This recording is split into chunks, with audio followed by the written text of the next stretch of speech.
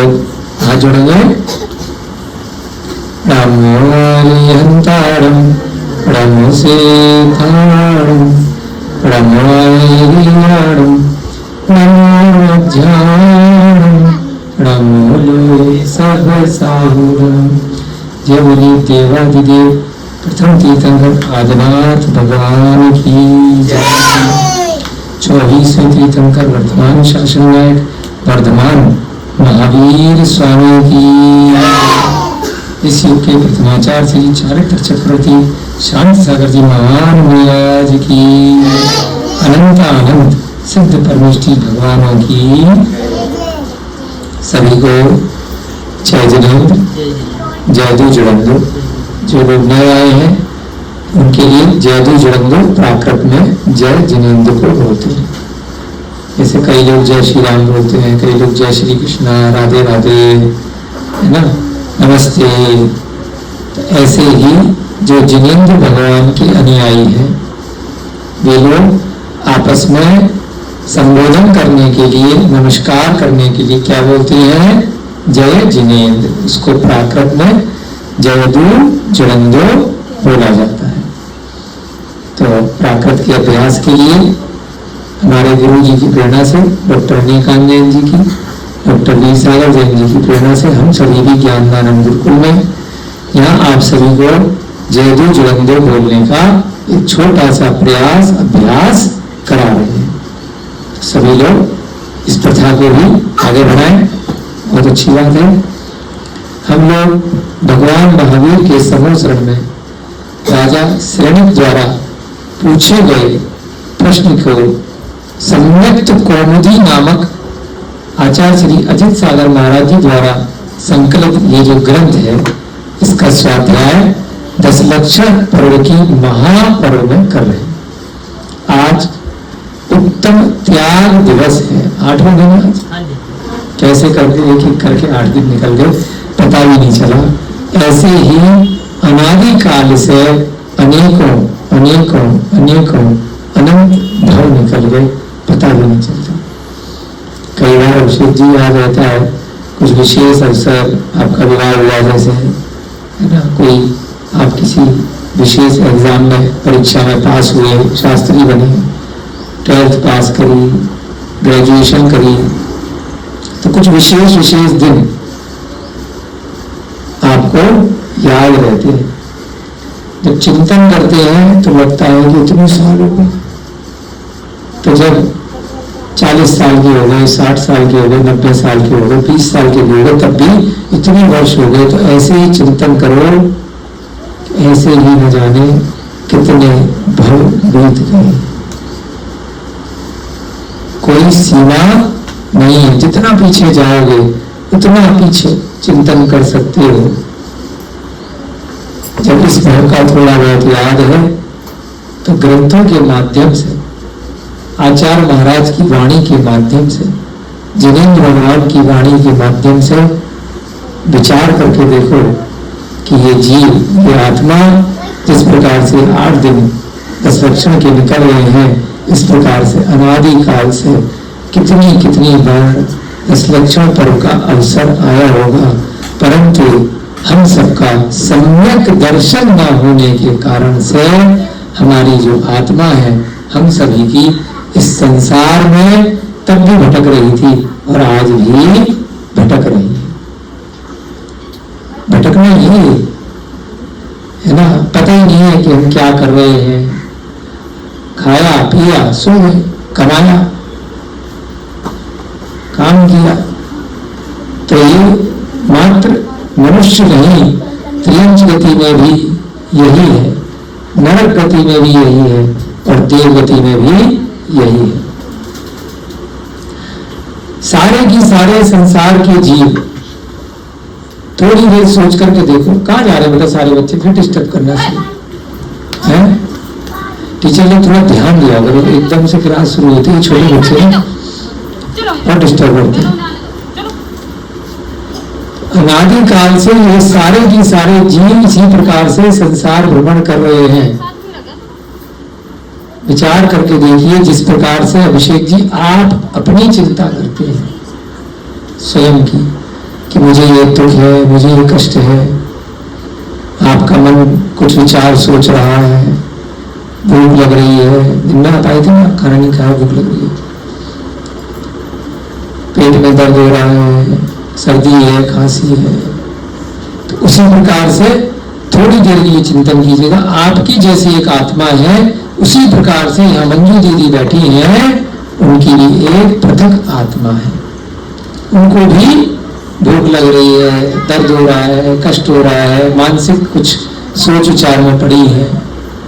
उसी प्रकार से सुनीता दीदी का भी एक अलग आत्मा है, उसी प्रकार से यह शिखा बैठी है, इसकी भी एक अलग आत्मा है, उसी प्रकार से प्रतिज्ञा बच्चे बैठी है, इसकी भी आत्मा है, वो गोलू बच्चा था, उसकी भी है, विजय है, हम है, विनय है, जितने भी नाम हमें याद है, सब पृथक पृथक आत्माएं हैं, सबके अपने अपने इंडिपेंडेंट, यानी कि बिना किसी से रोक टोक किए हुए अपने अपने विचार है, अपने अपने कर्म है, चाहे छोटा बच्चा है चाहे बड़ा बच्चा है। जिस प्रकार से मनुष्य यहाँ पर इस कमरे में, इस हॉल में बैठे हैं, इन सबकी अपनी अपनी अलग अलग समस्याएं हैं, अलग अलग आत्माएं हैं, अलग अलग भावनाएं हैं, अलग अलग चिंतन है। उसी प्रकार से और थोड़ा सूक्ष्मता से चिंतन कीजिएगा कि जितने भी पशु पक्षी हैं, उन सब के भी अपने अपने विचार है, अपना अपना दुख दर्द है, अपना ही अपना सुख है।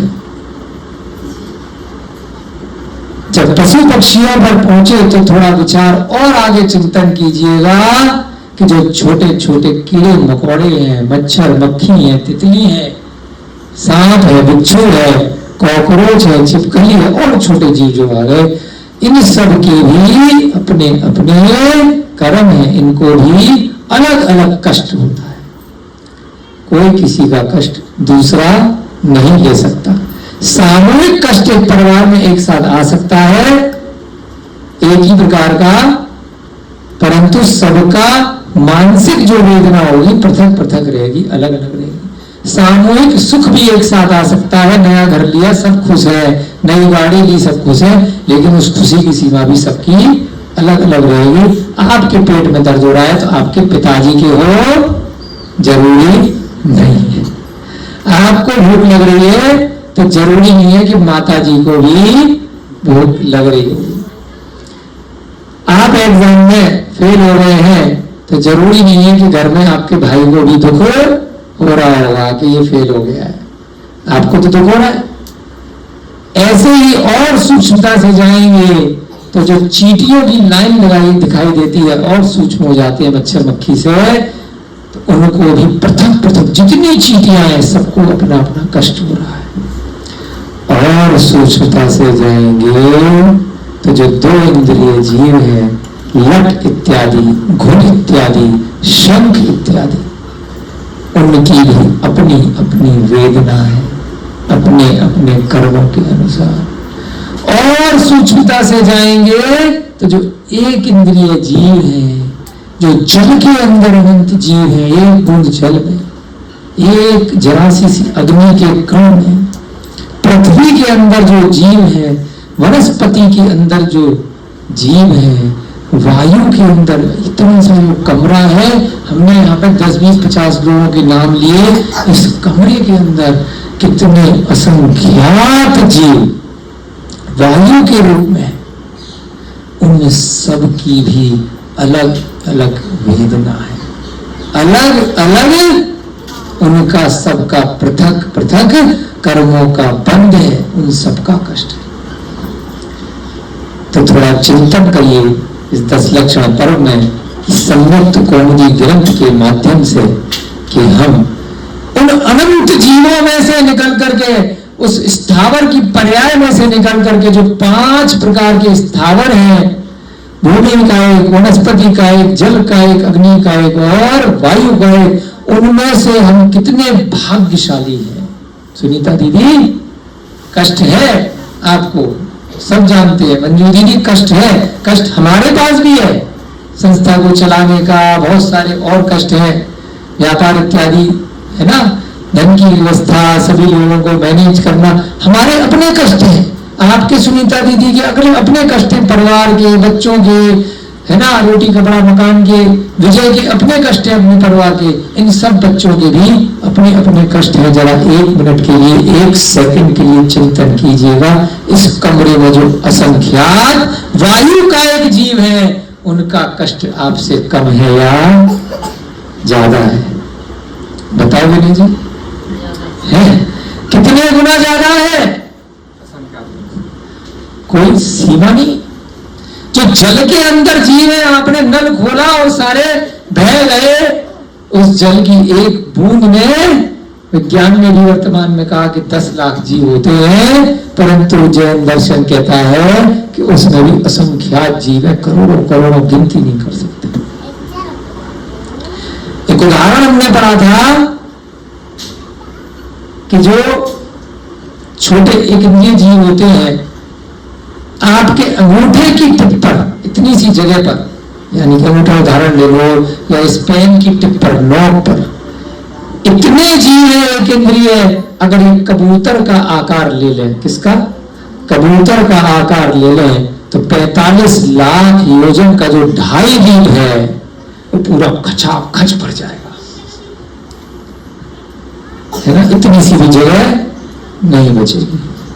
45 लाख योजन का, है ना। जम्मू द्वीप 1 लाख, फिर उसके बाद लवण समुद्र दोनों दिशाओं में 2-2 लाख, फिर उसके बाद घातकी खंड दोनों दिशाओं में 4-4 लाख, उसके बाद कालोदगी समुद्र दोनों दिशाओं में 8-8 लाख, फिर उसके बाद अर्ध पुष्कर द्वीप दोनों दिशाओं में 8-8 लाख।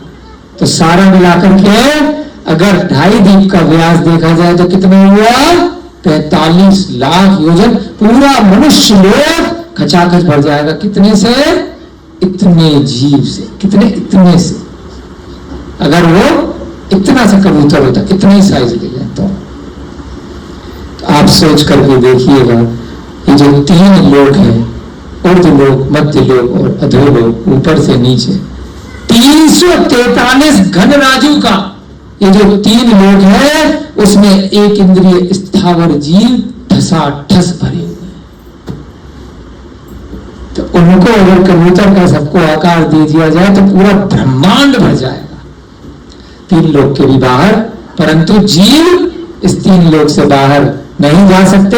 एक कल्पना के लिए बता रहे हैं कि इतने जीव हैं, इतने जीव हैं, तो उन सब का कष्ट हमसे बड़ा है या कम है? ममता दी कितना बड़ा, सोच नहीं सकते अभी वर्तमान में। परंतु कैसे सोच सकते हैं?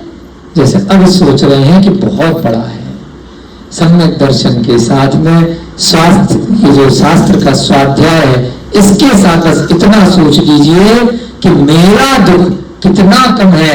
इस 3 लोक में, इस संसार में दुख बहुत है, बहुत है, बहुत है। मैं कम से कम बाकी के अन्य जीवों से इस बारे में सुखी हूं कि मुझे इतना चिंतन करने का सौभाग्य प्राप्त हो रहा है कि मुझे इस चतुर्गति के जंजाल से, इस संसार के भ्रमण से निकलना है। हम और आप सभी एक ही थाली के चट्टे बट्टे हैं, कोई फर्क नहीं है कि भैया गौरव भैया जी यहाँ ऊपर बैठे हैं तो ये कोई फर्क है। हम सभी अनादिकाल से भटक रहे हैं। मैं भी भटक रहा हूं, है ना, आप भी भटक रहे हैं। कभी कोई राजा बन जाता है तो कभी कोई रंग यानी कि उसका सेवक बन जाता है, और कभी कोई मंत्री बन जाता है तो कभी कोई उसका नौकर रानी बन जाता है। ये कभी कुछ अपने अपने कर्मों के अनुसार बार बार परिवर्तन, पंच परावर्तन चलता रहता है। पंच परावर्तन क्या होता है? बताओ शेख जी, गुरु जी, विनय जी। पंच परावर्तन किसे कहते हैं? द्रव्य, क्षेत्र, काल, भाव, तो चारों, और भव। द्रव्य, क्षेत्र, काल, भाव और भव, इन सब में हमारा जीव, हमारी आत्मा बार बार नया रूप, नया पर्याय ग्रहण करती है। पिछली पर्याय छूटती जाती है, नई पर्याय ग्रहण करती है कर्मों के अनुसार। आज उत्तम त्याग का दिन है। सम्यक दर्शन के साथ में अगर हम कोई भी त्याग करेंगे, कोई भी तप कल आपने किया था उत्तम तप के दिन, तो वो मोक्ष मार्ग को प्रशस्त करेगा। बिना सम्यक दर्शन के मिथ्यात्व के साथ में देखा देखी किसी के भी कहने में या अपने कल्पना के चिंतन विचार मात्र से त्याग करेंगे तो वह सम्यक दर्शन के साथ नहीं कहलाएगा। उस आपका क्या है, संसार का ही मार्ग है। आप त्याग करके किसको दे रहे हैं, कहां दे रहे हैं, उसका वह क्या उपयोग करेगा। उत्तम मध्यम जगन्य पात्र को दे रहे हैं या कुपात्र को दे रहे हैं, इसका विचार करने के बाद ही कुछ भी त्याग कीजिएगा। तो उसको क्या कहा, सम्यक त्याग। कल के उदाहरण में रात्रि भोजन की थोड़ी सी चर्चा हुई थी, तो बाद में विजय भैया जी आए कुछ बातचीत करने के लिए हमारे ऑफिस में, तो हमने कहा भोजन वगैरह कर लिया। बोले आज भोजन भैया जी 7 बज गए हैं, नहीं करूंगा। मैंने कहा क्या हुआ, बोला आज से रात्रि भोजन का। मैंने कहा यार छोटा सा बच्चा है, इसके पुण्य के लिए बहुत बहुत धन्यवाद, अनुमोदना है ना। मैंने कहा एकदम से बेटा मत करना, धीरे धीरे करके अभ्यास करना है ना। कभी परिस्थिति ऐसी बन जाए तो जब अभ्यास हो जाए तब छोड़ देना, इससे अच्छी कोई बात नहीं। छोटा सा बच्चा है, 13 साल का आया था, 4-5 साल हो गए, अभी इस साल 18 का भी होने वाला है ना। कितना अच्छा लगा अपने को सुन करके, इसलिए हमने इसको दोबारा फोर्स नहीं किया कि नहीं बेटा जाके खा, जबकि इसका खाना रखा हुआ था। इसकी इच्छा करेगी तो खाएगा, नहीं इच्छा करेगी तो नहीं खाएगा। धीरे धीरे करके कम से कम उस रात्रि भोजन के कारण से जो पाप का पहले बंद होता, फिर बाद में तप करके निर्जरा करके इस भाव में या किसी अन्य भाव में तब जाकर के उसकी निर्जरा करता कष्ट होता। इससे अच्छा नया पाप लें क्यों, जब शरीर चल सकता है, इच्छा नहीं कर रही है, खा पी के पेट भरा हुआ है, तो क्या दिक्कत है।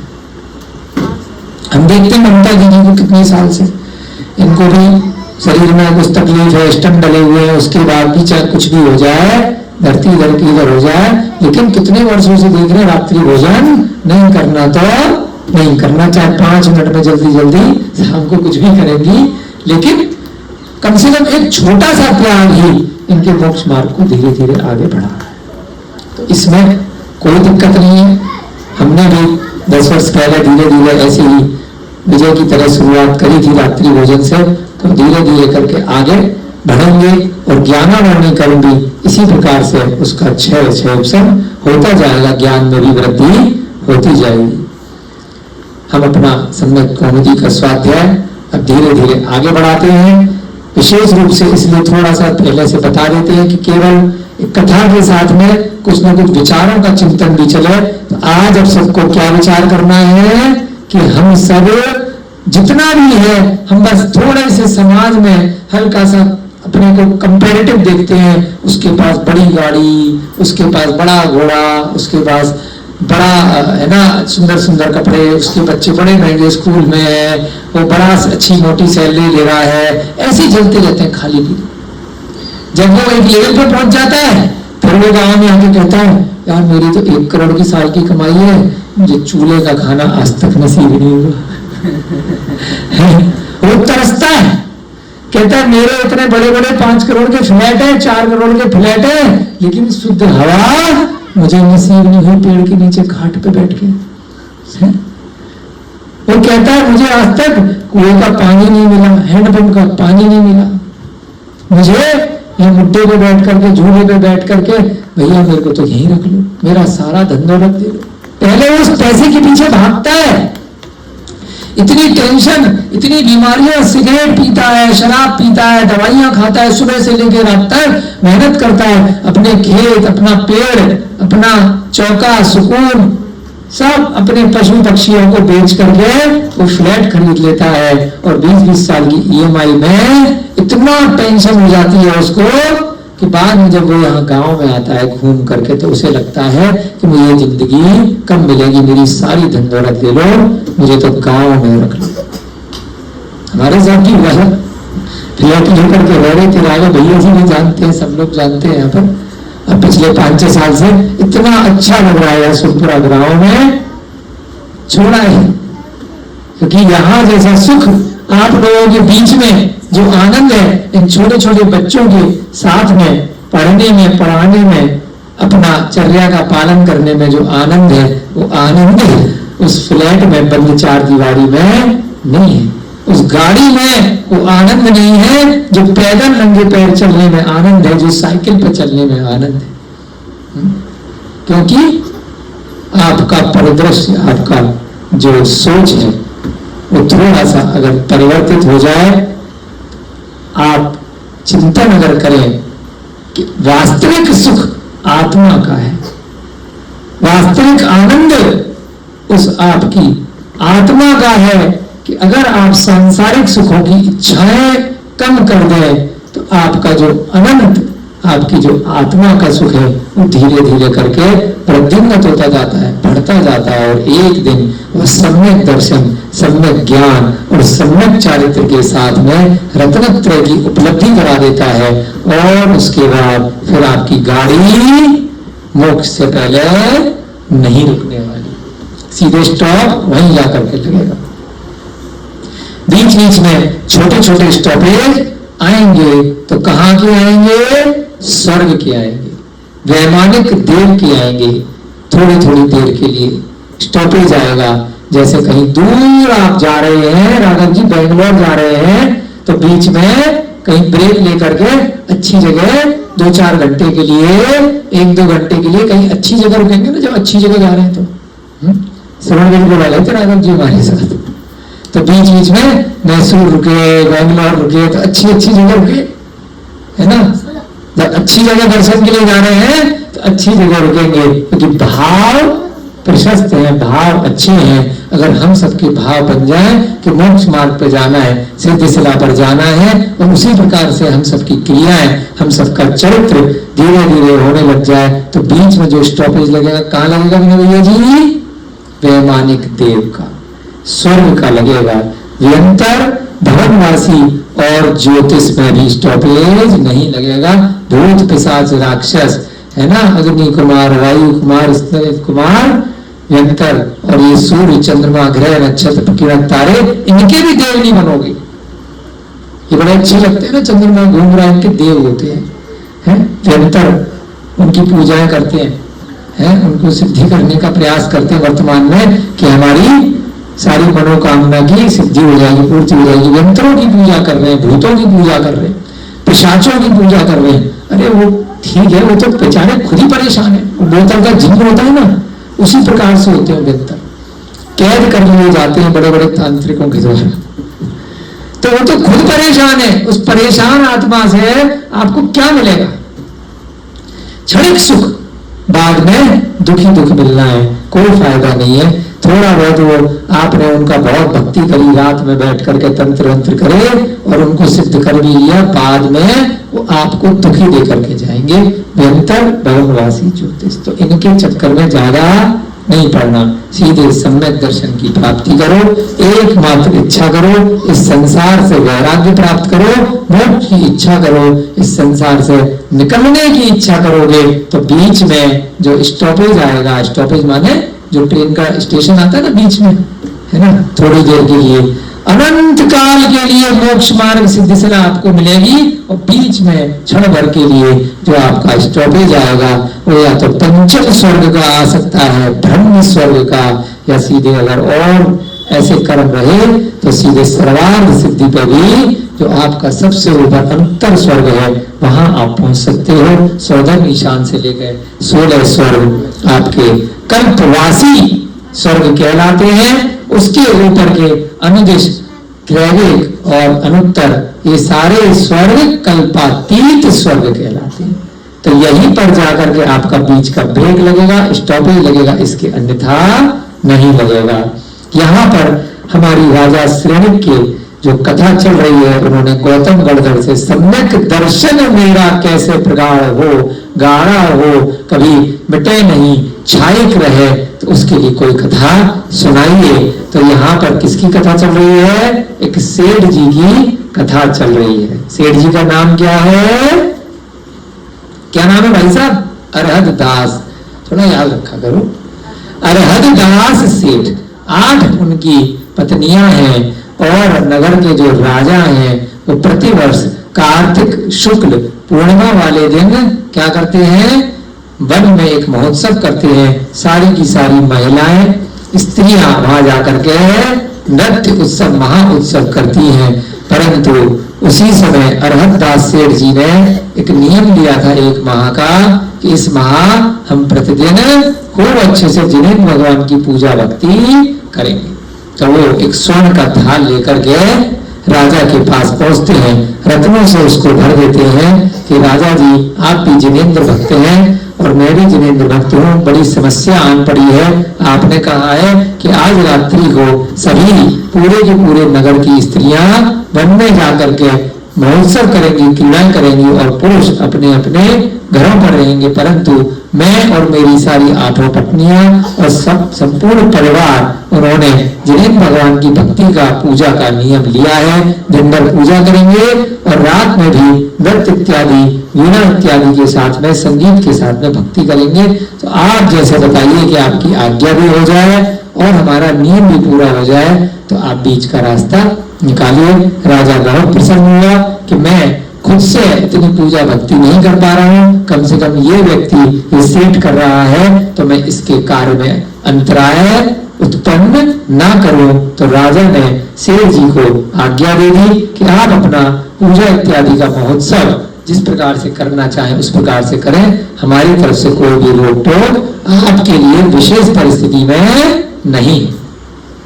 अब सेठ जी ने क्या किया, वहां पर मद्दल नामक बाजा बजाया, रात में दिन भर खूब बढ़िया से पूजा करी और रात में भी बहुत सुंदर दुर्लभ नृत्य किया। जैसे कि यहाँ पर वो मिथिलेश है, आप बच्चे लोग करते हो ना, बीच बीच में जबरदस्त तरीके से नृत्य कर देते हो, धरती फाड़क नृत्य, ऐसे ही उसने भी सेठ ने वहां पर कि देख करके उनके मन को हर ले, इतना जबरदस्त मद्दल नामक बाजा बजाकर परम भक्ति के साथ प्रभु के सामने नृत्य किया।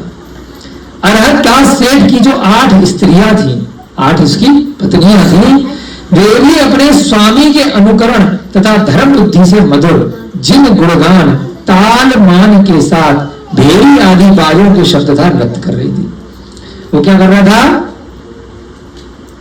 जो सेठ था वो भी नृत्य कर रहा था और साथ में उसकी जो 8 रानियां हैं, 8 उसकी धर्म पत्नियां हैं, उन्होंने भी तालमेल बैठा करके साथ में नृत्य करना प्रारंभ कर दिया। उन्होंने भी खूब जिनेंद्र भगवान का गुणगान किया और भेरी इत्यादि जो बुल वगैरह होते हैं, जो यंत्र होते हैं, वो बजाए।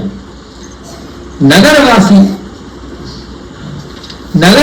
लोग भी उत्तम विनोदों से दिन को व्यतीत कर रात्रि के समय अपने मंदिर में स्थित थे। अब जो पुरुष वर्ग रह गए थे उनमें से भी बहुत सारे लोग जो अच्छे अच्छे लोग थे, उन्होंने क्या किया कि दिन भर तो अपने अपने कार्य करे और उसके बाद रात को फिर पत्नियां तो सबकी या जो स्त्रियां थी वो तो चली गई जंगल में नाचने के लिए, तो बाकी लोगों ने क्या किया, अच्छे लोगों ने अपने अपने मंदिरों में जाकर के पूजा इत्यादि की व्यवस्था करी। इस प्रकार सूर्य अस्त हो गया और चंद्रमा का उदय हो गया।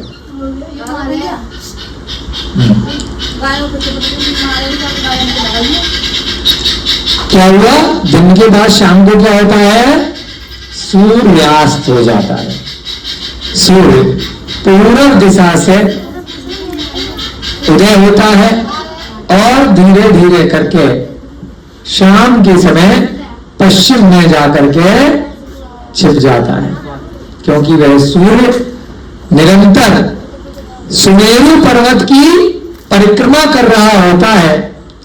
यहां से सूर्य गया तो कहां पहुंच जाता है, ऐरावत क्षेत्र।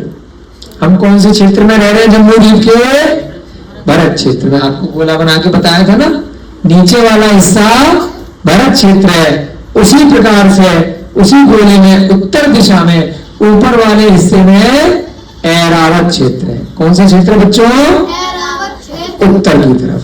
दक्षिण में क्या है, भरत क्षेत्र। हम कौन से क्षेत्र में रहते हैं, भरत क्षेत्र में। भरत क्षेत्र में भी उसके आर्य खंड में हम सभी लोग रहते हैं, 5 मलेच्छ खंडों में वर्तमान में हम नहीं रहते। इसी प्रकार से ये जो सूर्य है वो जब यहां से भरत क्षेत्र से चला गया तो कहां चला जाता है, फिर वो धीरे धीरे आगे बढ़ता हुआ ऐरावत क्षेत्र तक पहुंच जाता है अगले दिन। और रात्रि में यहां पर कौन आ जाता है, चंद्रमा आ जाता है। उस समय पश्चिम दिशा में लालिमा छा गई थी। और ध्यान से सब बच्चे और बड़े सुने, ध्यान दें। शाम को पश्चिम दिशा में क्या होता है, हल्का हल्का सा देखा है आपने, जब सूरज दूर जा रहा होता है तो क्या होता है, लाल आ जाता है। आप लोगों में से चूल्हा बहुत लोग जलाते हैं ना, औरतें बच्चे भी ये सब बनाते हैं खाना। तो अब शिव जी भी सीख गए बनाना शादी के बाद, पहले नहीं बनाते थे, है ना। तो चूल्हा जब जलाते हैं तब आंच जब मंदी करते हैं तो कई बार थोड़ी लाल लाल होती है, और जब तेज होती है तो नीचे की तरफ से जब तेज होती है तो नीली होती है। देखा ना, सब साइंस है। और जब ऊपर उसकी लपटें उठती हैं तो वो लाल दिखती है, क्योंकि अग्नि नीचे तेज होती है और ऊपर कम होती जाती है, मंद होती जाती है। तो उसी प्रकार से सूर्य जब दूर होता जाएगा हमसे तो वह दूरी के कारण हमारी दृष्टि में वह किस प्रकार से आएगा, वह लालिमा लिए हुए आएगा। और जब नजदीक होगा, दिन में होगा, तो बिल्कुल वो एकदम से सफेद धूप होगी, बहुत तेज उसका प्रकाश। प्रातः काल का जब सूर्य होगा तब भी हमसे दूर होगा, नजदीक आ रहा है हमारे भरत क्षेत्र में, आर्यखंड में, तब प्रातः काल जब सूर्योदय हो रहा है तब भी कैसा होगा, लालिमा लिए होगा, लाल प्रकाश लिए होगा। तो इसी प्रकार से अब यहाँ पर भी थोड़ा सा बताया है कि पश्चिम दिशा में लालिमा छा गई और पूर्व दिशा का मुख श्याम पड़ गया। कब, शाम को 6-7 बजे 8 बजे अलग अलग स्थान पर जब सूर्यास्त होता है तो आप बिल्कुल, जब अभी अंधेरा होने वाला होगा और आधे 1 घंटे बाद, तो क्या होगा, पूर्व दिशा इस तरफ है, क्या होगा उन्हें जी, अंधेरा सा होने लगेगा। और इधर वाली दिशा जो पश्चिम दिशा है, यहाँ पर हल्की हल्की लालिमा मात्र रह जाएगी और धीरे धीरे श्याम माने काला, कृष्ण, फिर धीरे धीरे करके 10-15 मिनट बाद, आधे घंटे बाद पूरा की पूरा आकाश श्याम हो जाएगा, कृष्ण हो जाएगा। और तभी क्या होगा, वाह, शिखा के लिए तालियां बजाओ।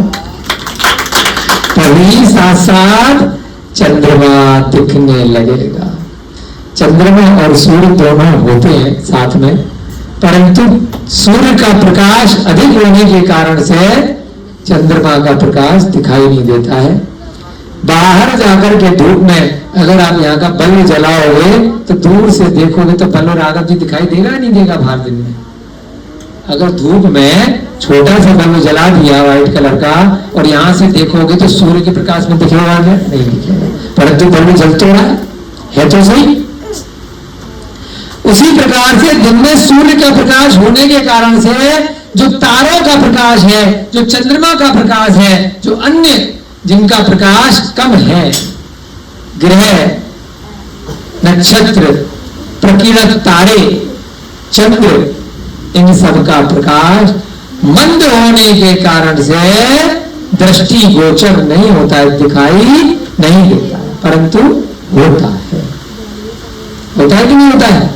वो सब दिन में भी रहते हैं। जब किसी को हम कुछ अपशब्द बोलते हैं, थप्पड़ मारते तो बोलते हैं दिन में तारे दिख गए ना बेटा, अंधेरा हो गया है ना, चारों तरफ चक्कर आ गए है ना। तो बड़ा अच्छे सोच करके उदाहरण बनाए गए। क्यों दिन में तारे दिखते हैं? क्योंकि इतनी जोर का है ना वो पड़ा, तो उससे अंधेरा हो गया चारों तरफ। तो अंधेरा हो गया तो बेटा जैसे रात में तारे दिखते हैं तो तेरे को दिन में भी दिख रहे, तो दिन में भी तारे, चंद्रमा सब होते हैं परंतु दिखते नहीं। सूर्य के आतप नाम कर्म के उदय के कारण से जीवों की उत्पत्ति होती है, जिसके कारण से सूर्य का जो प्रकाश होता है वो गर्मी लिए हुए होता है, उष्णता लिए हुए होता है। थोड़ा सा स्वाध्याय के साथ अन्य ग्रंथों का स्वाध्याय भी साथ साथ आपको कराते रहते हैं, जिससे कि आपका भी ज्ञानवाणी कर्म का थोड़ा थोड़ा क्षयोक्षम होता रहे और ज्ञान में निरंतर वृद्धि होती है। सूर्य का प्रकाश विजय जी गर्मी क्यों देता है होता जी? क्योंकि सूर्य के ऊपर भूमि का एक जीवों की उत्पत्ति होती है। वो भूमि का एक जीव कैसे होते हैं? आतप नाम कर्म के लिए होते हैं। जैसे अग्नि के जीव रहते हैं, वह अग्नि का एक जीव नहीं है। कौन से है? भूमि का एक है। धरती ही उसकी ऐसी है सूर्य की, कि उसकी धरती पर, उसकी धरा पर जो भी जीवों की उत्पत्ति हो रही है, पिछले जन्म में बहुत लोगों को तपाया होगा, कष्ट दिया होगा, बहुत वेदना दी होगी, बहुत परेशान किया होगा। तो ऐसे जीवों के कैसे कर्म हो जाते हैं कि अब बेटा परमानेंट तप और तपा सारी दुनिया को। तो उन जीवों की उत्पत्ति स्थावर पर्याय में तपने की तरह से हो जाती है, और आतप नाम कर्म के द्वारा उनका शरीर की रचना ऐसी हो जाती है। छोटे छोटे जीव होते हैं, छोटे छोटे भूमि का एक जीव,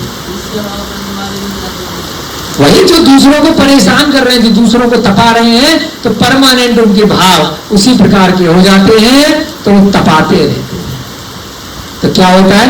आतप नाम कर्म के कारण सूर्य, और ऐसे जाकर के जीव बन जाते हैं, चाहे अग्नि का एक के जीव, चाहे सूर्य पे जाकर के भूमि का एक के जीव। और कुछ जीव ऐसे होते हैं जो उद्योत नाम कर्म के साथ में पैदा होते हैं। कौन से नाम कर्म के साथ? उद्योत, जिनका शरीर ठंडा रहता है। जुगनू देखा है ना, सुनपुरा में तो बहुत है, रात में चमकते हैं, तो वो अग्नि भी निकालते, ठंडी ठंडी देते हैं। तो कई बार हमने देखा है चलते हुए, तो वो जब चलते हैं तो उनकी पूंछ में से लाइट निकल रही होती है छोटी छोटी सी। तो जैसे जैसे वो चलेंगे उड़ेंगे तो वो रोशनी दे रहे हैं, ठंडी रोशनी, जुगनू जैसी चीज। तो उद्योत नाम कर्म के उदय से चंद्रमा पर जो जीवों की उत्पत्ति होती है, जो भूमि का एक जीव उत्पन्न होते हैं, वो शीतल प्रकाश देते हैं, वो मंद प्रकाश देते हैं। और जो सूर्य के ऊपर भूमि का एक जीव उत्पन्न होते हैं, वो उष्ण प्रकाश देते हैं, वो गर्मी देते हैं। वो आतप नाम कर्म के कारण से सूर्य की किरणें निकलती हैं, 12,000 किरणें होती हैं। इसी प्रकार से चंद्रमा की होती है, कुछ किरणें ऊपर जाती हैं और कुछ किरणें नीचे जाती हैं, तो यहां पर भी आकर गर्मी पैदा करती है। तो रात्रि के समय जो शीतलता होती है, जो ठंड होती है, वो उस उद्योत नाम कर्म के कारण से जो चंद्रमा का प्रकाश यहाँ तक पहुंचता है, वो शीतल और मंद प्रकाश होता है। उसकी किरणों के माध्यम से इस पूरे संसार को, जहां पर भी हमारा लोक है, उसको प्रकाशित करता है। अब यहाँ क्या उदाहरण आया कि जब रात्रि का समय हुआ तो शिखा ने बताया कि चंद्रमा आ गया था पहले से, परंतु उसका प्रकाश आ गया। कैसे आ गया? उस नाम कर्म के कारण से जिन जीवों ने एक इंद्रिय की पर्याय का बंद किया, और उसके बाद वो जाकर के सीधे डायरेक्ट वहां पैदा हो गए। मनुष्य गति से जाकर के भी स्थावर की पर्याय मिल सकती है, देव गति से जाकर के भी स्थावर की पर्याय मिल सकती है, त्रियंच गति से जाकर के भी। तो हम सब कम से कम यहाँ इस स्वाध्याय के बाद इतना तो वैराग्य अपने मन में धारण करें कि हम सब ऐसे कर्म ना करें। दशलक्षण पर्यूषण महापर्व में इतना तो नियम ले लें कि ऐसी गलती ना करें कि एक इंद्रिय जीव जाकर के बन जाए। पेड़ पौधे वनस्पति, अग्नि, वायु, जल, भूमि, इनके जीव अगर बन गए तो फिर पता नहीं कब निकलेंगे। फिर बोलते ही रहना, मेरा नंबर कब आएगा, मेरा नंबर कब आएगा। उस वायु कायक से निकलने में ही अनंत भाव निकल जाए, उस अग्नि कायक से निकलने में ही अनंत भाव निकल जाएंगे। अभी तो बहुत शॉर्टकट है। मनुष्य पर्याय में हम सभी को यहाँ 10 लक्षण पर्व में ज्ञान दानव गुरुकुल में निमित्त मिला है स्वाध्याय सुनने का। तो जिसको भैया निकलना है जल्दी जल्दी 2, 4, 5, 10 भाव में निकल लो, नहीं तो फिर एक जरासी सी गलती वापस इस संसार में, इस समुद्र में हम सबको उड़ेल देगी, धकेल देगी। तो जो भी बच्चे भविष्य में अगर सोच रहे हैं कि लूटो खाओ मौज लो, जैसे ही बड़ा होऊंगा तो शराब पीऊंगा, मेरे पिताजी पीते हैं, मेरा दोस्त पीता है, मेरा पड़ोसी पीता है, मेरा अड़ोसी पीता है, मेरा दोस्त पीता है, मेरा गुरु पीता है, मेरा हीरो पीता है, जिनकी मैं फिल्में देख देख करके बड़ा हुआ हूं, तो मैं भी पीऊंगा। जो भी बच्चे अगर उसकी अनुमोदना कर रहे हैं शराब की, मांस की, अंडे की, दुराचार की, तो वे सभी कहां जाने वाले हैं? वे सब उस एक इंद्रिय पर्याय में, उसी स्थावर की पर्याय में अवश्य ही जाने वाले हैं। जो अपने शरीर को मारेगा, जो स्वयं को मारेगा, वो संसार को तो मारेगा ही मारेगा। शराब आत्महत्या है, स्वयं को मारना है। तो जो जितनी जल्दी समझ ले वो अपना मोक्ष मार्ग को उतनी जल्दी प्रशस्त कर लेगा। मानो उस समय पश्चिम दिशा और सूर्य के समागम में राग प्रीति पक्ष में लालिमा को देखकर पूर्व दिशा ने अपना मुख श्याम कर लिया था। सो ठीक ही है, क्योंकि स्त्रियां ईर्ष्या से रहित नहीं होती। थोड़ा सा एक उदाहरण दिया है यहाँ पर। क्या उदाहरण दिया है कि पश्चिम दिशा काली हो गई और पूर्व दिशा भी काली हो गई जब सूर्यास्त हो गया, और पूर्व दिशा ने भी अपना मुख श्याम कर लिया, और धीरे धीरे करके चंद्रमा निकल आया और सूर्य का भी अस्त हो गया। इसी बीच चंद्रोदय होने पर काम से पीड़ित राजा ने अपनी रानी का स्मरण किया। अब क्या हुआ? चंद्रमा निकल गया तो रात्रि के समय राजा को अपनी रानी की याद आई। उसे लगा थोड़ा सा प्रेम व्यवहार, थोड़ा मृदुल वार्तालाप किया जाए, है ना। राजा ने अपनी रानी के स्मरण किया। काम से पीड़ित होने के कारण राजा की नींद चली गई। अब राजा को अपनी पत्नी के साथ प्रेम वार्तालाप करने के कारण क्या हुआ? उसकी नींद चली गई।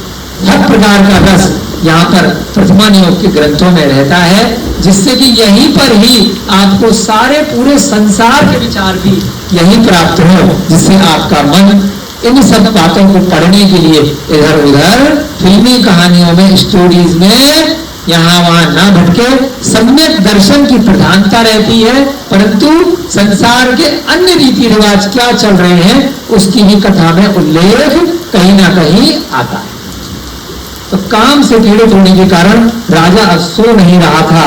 ऐसा जान पड़ता था मानो प्रिया से रहित इस राजा के हृदय में चिंता आ गई है, क्योंकि राजा वहां पहुंच गया, लेकिन उसकी पत्नी, हो सकता है रानी, बाकी स्त्रियों के साथ नृत्य कर रही है। राजा भी वहीं छूट गया है, खाली जाते हुए देखा उसने। राजा भी बेचारा शायद जंगल में नहीं गया है, तो वो भी चिंता कर रहा है अपनी रानी की, उसका स्मरण हो रहा है। प्रिया से रहित इस राजा के हृदय में चिंता रूपी स्त्री आ गई। प्रिया से सहित नहीं है, रहित है, क्योंकि अपनी रानी को भी उसने जंगल में बाकी स्त्रियों के साथ उस महोत्सव में, कौमुदी महोत्सव में, उस देवता की आराधना के लिए भेज दिया है। और राजा अपने महल में अकेला बैठा। हम कह रहे हैं सबकी अपनी अपनी चिंताएं हैं। कहां तो राजा है, उसकी भी अपनी चिंता है, उसकी पत्नी गई हुई है, हमारी पत्नी गई हुई है ना इंदौर, हम भी चिंतित हैं, है ना, कब आएंगी कब आएंगी कब आएंगी। तो सबकी अपनी अपनी चिंताएं हैं। तो राजा की पत्नी भी एक दिन के लिए गई है, तो वो भी बेचारा टेंशन में है ना। अब यहाँ पर ऐसा जान पड़ता है कि प्रिया से रहित राजा के हृदय में चिंता आ गई है, इस हेतु उसकी नींद चली गई है। प्रिया से रहित इस राजा के हृदय में चिंता रूपी स्त्री आ गई, यह मानकर ही मानो निद्रा रूपी स्त्री चली गई। चिंता आ गई, कई बार पूरी रात नहीं सोई, कह रही थी सुनीता दीदी, अरे पूरी रात नहीं सोई टेंशन के मारे। कोई चिंता आ गई, कोई टेंशन आ गई तो नींद चली जाती है ना। अपने साथ भी कई बार हो जाता है, भूख लग रही है, सर्दी गर्मी खांसी जुकाम दर्द, रोग लग गया, सर में दर्द, मेरा भैया जी को नींद नहीं आ रही, पूरी रात नहीं सोया, इतना तेज सर में दर्द है, तबीयत खराब है, बुखार है बहुत तेज, सर में दर्द है ना, किसी भी कारण से, या कोई इष्ट वियोग हो गया, कोई इष्ट वस्तु या व्यक्ति, आपका बच्चा यहाँ वहां चला गया, इसकी पत्नी चली गई, तो इसको क्या बोलते हैं? इष्ट वियोग। और दूसरा क्या होता है? अनिष्ट संयोग। अपने यहाँ मेहमान आए थे ना अभी पिछले महीने, है ना, अनिष्ट संयोग हो गया था, जिसको हम बुलाना नहीं चाहते, ऐसे मेहमान आ गए तो भैया टेंशन, अरे यार क्या आ रहे हैं।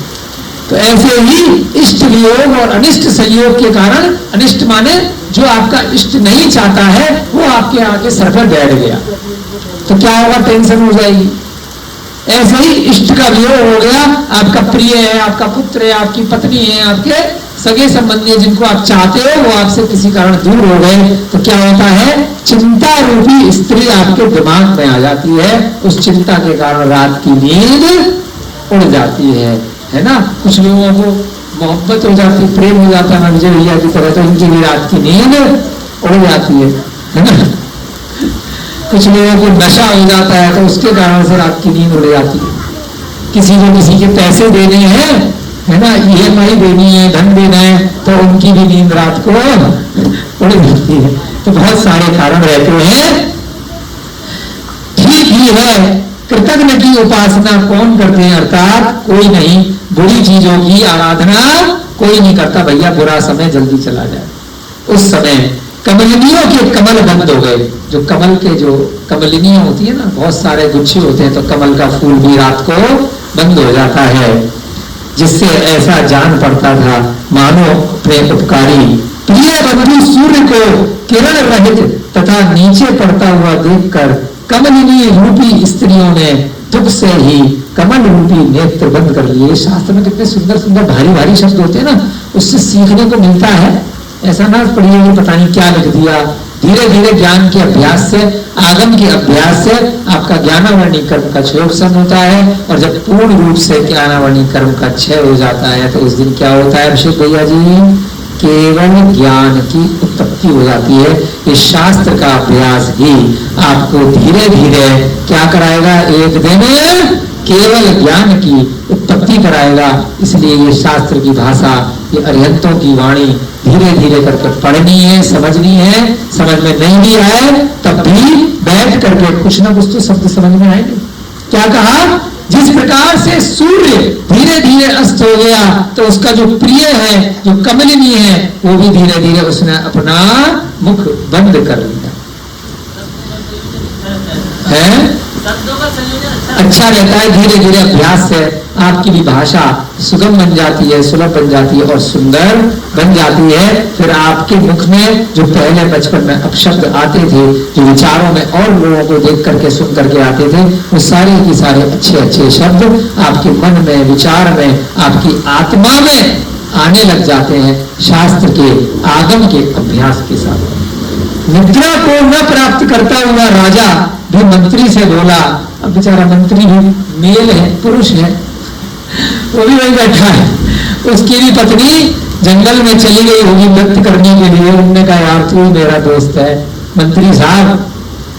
हे मंत्री, जहां स्त्रियां हाव भाव सहित क्रीड़ा करती हैं, उस उद्यान में विनोद के लिए चलना है। राजा की यह वचन सुन सुबुद्धि नामक मंत्री ने कहा, इस समय उद्यान गमन करने पर बहुत से नागरिकों के साथ विरोध हो जाएगा। खतरनाक काम हो गया। क्या हुआ? राजा को जाना नहीं था, सभी को आज्ञा दी थी। मंत्री ने समझाया, बुद्धिमान था कि भाई साहब भले ही राजा हो, खुद ही नियम बनाया है। कहते ना मेरा नियम मैं खुद भी नहीं तोड़ सकता, अनुशासन है। कोई कारण है जिसके कारण से केवल स्त्रियां नृत्य कर रही है जंगल में जाकर के। अब राजा से अपनी पत्नी से रहा नहीं जा रहा बिना देखे। उसको बाकी स्त्रियां नहीं देखनी, उसको तो अपनी पत्नी को देखना है। अब मंत्री को सेट किया, यार मंत्री कुछ उपाय लगा। एक पिक्चर देखी थी बहुत बचपन में, बोल राधा बोल, उसमें ऋषि कपूर स्त्री का वेश बना के लेडी संगीत में घुस गया था। साड़ी पहन करके बहुत पिटा था, जब देख लिया था महिलाओं ने दोनों करके मारा। तो ऐसे ही लगता है राजा और मंत्री का हाल होने वाला है। राजा ने अपने मंत्री से कहा कि भाई साहब रहा नहीं जा रहा है ना। अब मंत्री ने कहा कि भाई साहब बहुत पिटोगे, अगर वहां गए मंत्री का नाम क्या है? सुबुद्धि। बुद्धि भी उसकी अच्छी है।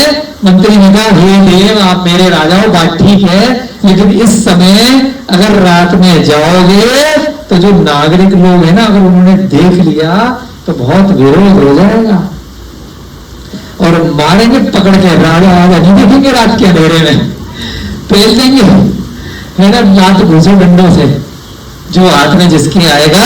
और विरोध होने पर हो सकता है राज्य आदि का भी नाश हो जाए, राजा के पद से ही हाथ धोना पड़ जाएगा। तो भाई साहब शांति से बैठे रहो, सुबह आएगी आपकी बीवी यहीं आ जाएगी, टेंशन मत लो।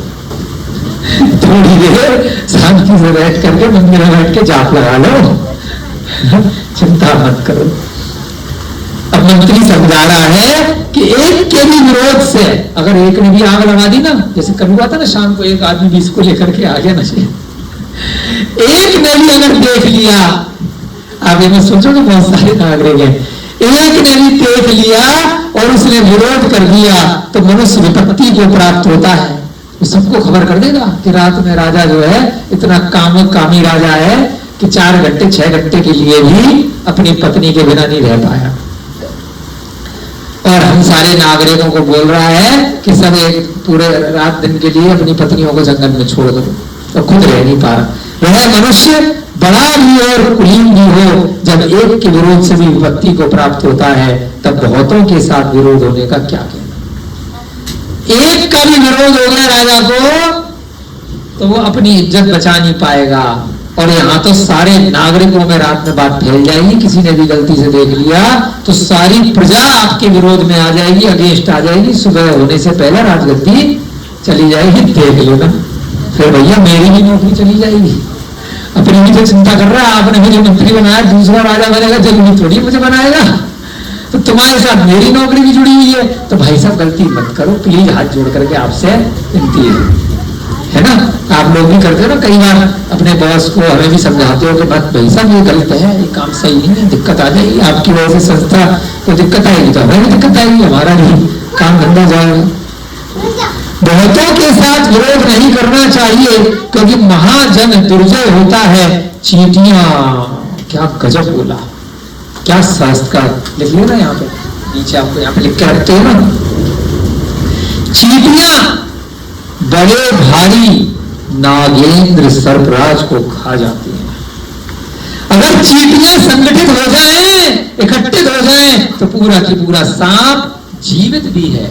अगर जीवित भी है, थोड़ा सा ही उसके चोट लगी, वो चल नहीं पा रहा, जीवित सांप को खा जाती है। हमने बहुत बार देखा है, कॉकरोच पकड़ लेती है चींटियां, छिपकली पकड़ लेती हैं, बड़े बड़े जानवर को पकड़ लेती हैं, गाय को पकड़ लेती है, बकरे को पकड़ लेती है ना। थोड़ा सा घायल हुआ है, वो चल फिर नहीं पा रहा, एक स्थान पे 1-2 दिन से पड़ा है, तो वो अपनी मौत तो बाद में मरता, 2, 4, 5, 10 दिन बाद, उससे पहले क्यों मर जाता है कि चींटियां लग जाती हैं संगठित रूप से। 100, 200, 500, 1000, 10 लाख, जितना बड़ा जीव है उतनी सारी चींटियां मिलकर के उसको धीरे धीरे करके खा जाती है। तो किसका कष्ट बड़ा है सविता दीदी?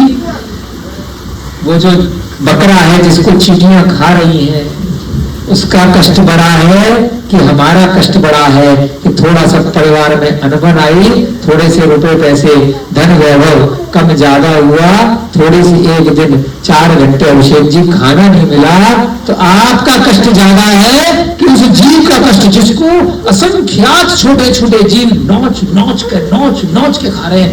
एक चीज जरा सा डंक मार दे तो तिल मिला जाता है आदमी, कितना भी इधर उधर ध्यान हो। और जब हजारों लाखों चींटियां डंक भी मार रही, खा रही है, तब किसका कष्ट बड़ा है? तो आप जैसे अपना कष्ट देख रहे हो, ऐसे ही वो बकरा, वो गाय, वो भेड़ जिसको वो खा रही है, वो सर्पराज, वो अपना कष्ट देख रहा है और इच्छा कर रहा है कि कब जल्दी मौत आ जाए, क्योंकि उसे अग्नि पर्याय का नहीं पता कि यहां से निकलेगा और अगला ज्यादा बड़े कष्ट में आएगा। इसलिए वो मौत मांग रहा है। जो शराब पी करके आत्महत्या कर रहा है, या छत से कूद करके, या पंखे पर लटक करके, या पहाड़ से कूद करके जो आत्महत्या कर रहा है, उसको ये नहीं मालूम है कि यहां से निकलूंगा और वहां नरक में जाऊंगा। आत्महत्या का फल शास्त्र में लिखा है, नियम से कोई विशेष परिस्थिति को छोड़ करके, अगर पहले बहुत बड़े पुण्य कर रखे हैं, किसी विशेष परिस्थिति, विशेष जीव के परिणामों को छोड़ करके आत्महत्या का फल नियम से नरक, नियम है। सागरों पर्यंत की आयु नरक के कष्टों को भोगना पड़ेगा।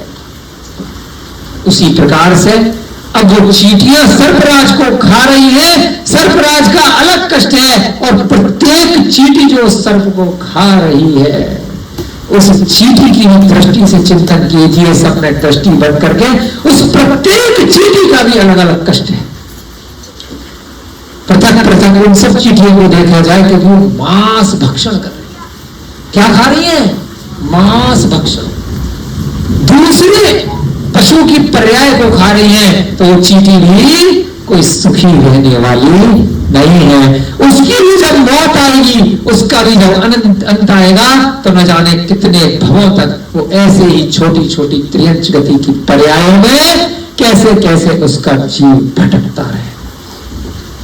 एक बार चींटी से निकलेगी तो मच्छर बनेंगे, मच्छर से निकलेगी फिर कभी एक इंद्रिय पर्याय, फिर दो, फिर तीन, ऐसे कर करके अनंत भवन तक वो भटकती रहेगी, भटकती रहेगी।